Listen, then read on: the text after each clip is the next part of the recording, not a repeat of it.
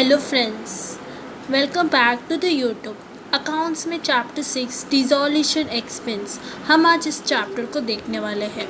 What is the meaning of dissolution expense? इसका मतलब ये होता है कि जो फर्म है वहाँ पार्टनर्स होते हैं और उसमें से एक पार्टनर इंसॉल्वेंट होता है या पूरा फर्म इंसॉल्वेंट होता है। इंसॉल्वेंट मतलब जिसमें असेट कम होते हैं बट लायबिलिटीज़ ज़्यादा होते हैं। मतलब कि इतना पैसा पे करने के उनके पास पैसे नहीं होते, बहुत सारा पे करना पड़ता है, उनके पास पैसे नहीं होते।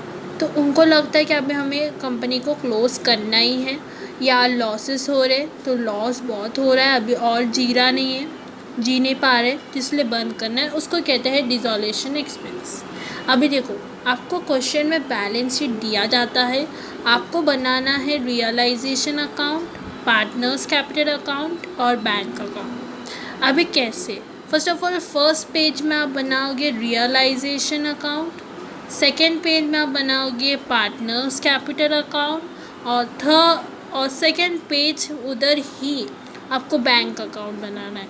मतलब पार्टनर्स कैपिटल और बैंक अकाउंट एक ही पेज में आएगा, सिर्फ रियलाइजेशन अकाउंट अलग पेज में आएगा।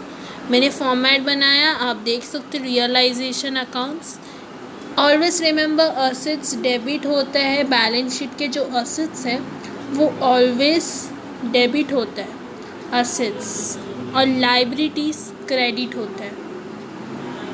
पर जब हम बेचते हैं, जब हम उसको रियलाइज़ करते हैं तो वो उल्टा होता है।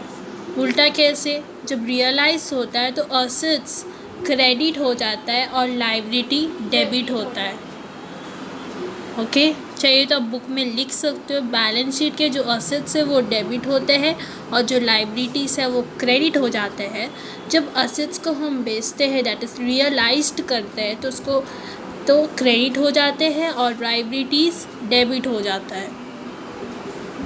ये आप देख सकते हैं partners capital account, credit side में आप लिखोगे बाय बैलेंस ब्रॉट डाउन। इधर क्या आएगा मैं आपको बताऊंगी।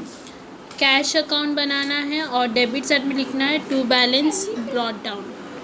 नाउ मैंने एक क्वेश्चन दिया है, पेज नंबर है 218, आप निकाल सकते हो टेक्स्ट बुक के। इसमें ये बताया गया है कि राजू एंड संजय वो पार्टनर्स हैं जो शेयर कर रहे प्रॉफिट एंड लॉस इक्वली मतलब 1:1 रेशियो है। चलिए उधर जाके आप लिख दीजिए 1:1। अभी देखते हैं अभी क्या क्या दिया है। लाइबिलिटीज़, ये बैलेंस शीट दिया है। अभी देखो, फर्स्ट है रिज़र्व फंड। रिज़र्व फंड हम कैसे करने वाले हैं मैं आपको बताऊंगी।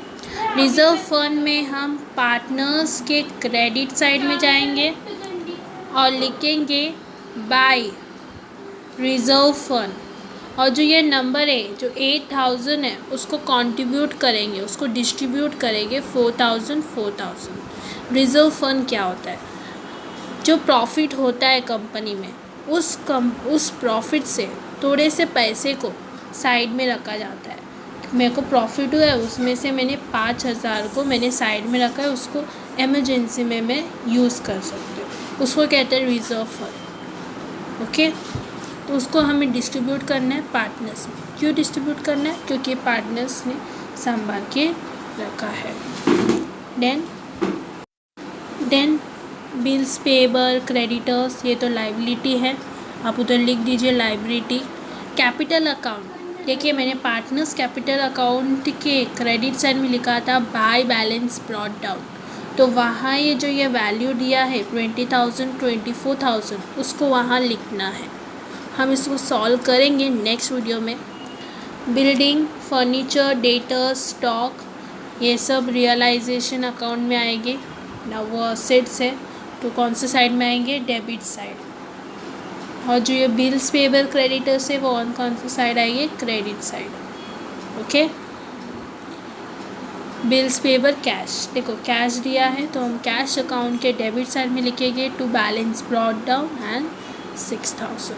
चलिए एडजस्टमेंट करते हैं। द असेट रियलाइज्ड आया है तो उसको हम क्या करेंगे? रियलाइजेशन अकाउंट के क्रेडिट साइड में लिखेंगे।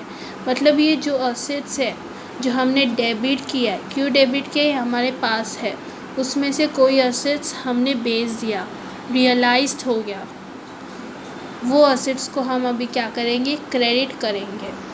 ओके, रियलाइज्ड हुआ, क्रेडिट करेंगे असेट्स। क्यों? क्योंकि असेट्स जा रहे हैं।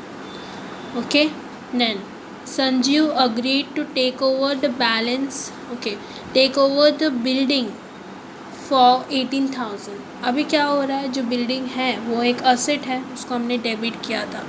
अभी सुनो, ये संजीव उसको लेके जा रहा है, अभी लेके जा रहा है तो हमारे पास पैसा आने वाला है। ये सुनो, अभी कौन लेके जा रहा है, संजीव। तो Sanjeev capital account debit to realisation account. क्योंकि टू रियलाइजेशन मैंने क्रेडिट क्यों किया, क्योंकि मुझे रियलाइजेशन अकाउंट से वो निकालना है। ओके, रियलाइजेशन अकाउंट से बिल्डिंग को निकालना है, क्योंकि बिल्डिंग चला गया, उल्टा क्या आया, पैसा आया। तो इसलिए रियलाइजेशन अकाउंट से बिल्डिंग निकालना है। अभी बिल्डिंग किसको देना है, संजीव को, ही इज़ द रिसीवर। तो संजीव के कैपिटल अकाउंट डेबिट हो जाएंगे, या आप उधर ही लिख दीजिए। नेक्स्ट आता है Rajeev agreed to take over the building for 5,400। ये सेम है। अभी देखो, हमने फर्नीचर किधर डाला है, रियलाइजेशन अकाउंट में, टू रियलाइजेशन अकाउंट। अभी रियलाइजेशन अकाउंट से तुम्हें निकालना है वो फर्नीचर को, और किसको देना है, राजीव को।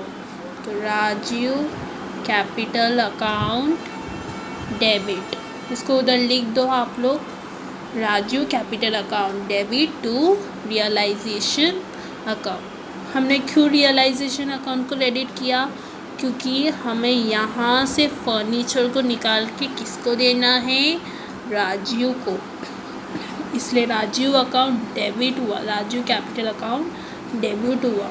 अभी राजीव से हमें पैसा भी मिलने वाला है, इसलिए हमें राजीव को डेबिट किया टू रियलाइजेशन अकाउंट। मतलब जो रियलाइजेशन है वो क्या है, गोडाउन है, गोडाउन जिसमें गुड्स है, जो असेट्स है, फिक्स असेट्स है, उसको हमें बेचना है राजीव को।